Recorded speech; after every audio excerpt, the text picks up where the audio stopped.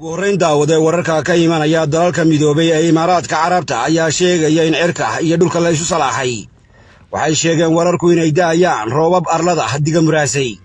Waxay sheegeen inuu daayo roobab mahiigaan leh oo miiraale leh oo maye leh oo moodaale leh oo gadiidaale leh oo mayrac leh oo mir leh oo jir leh oo jirda gooye leh oo jigaanjig leh oo gudguda leh oo garrama leh oo geeldoojiye leh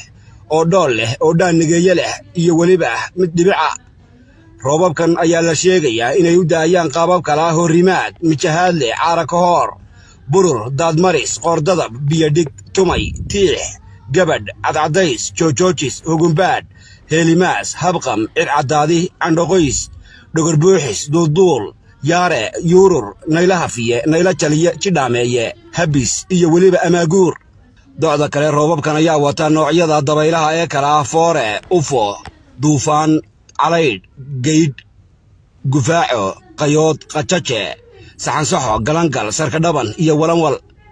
haddaba wasaaradda diinta ugu magacaaban Imaaraadka Carabta oo meel waxay soo taagtay ayaa ka duraamatay darka wadaadda la yidhi inay alla baryaan dadkana u duceeyaan ilaahayna la xasuusto maadaama ay susteen inay u soo dhowaatay maalinta qiyaame.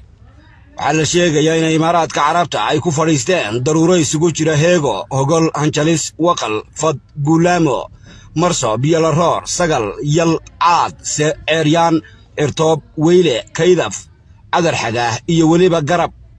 roobabkan ayaa la sheegay inaanay gebi ahaanba ahayn xays todob diraac dayr gudban karan dayr habis samalaho dayr halalood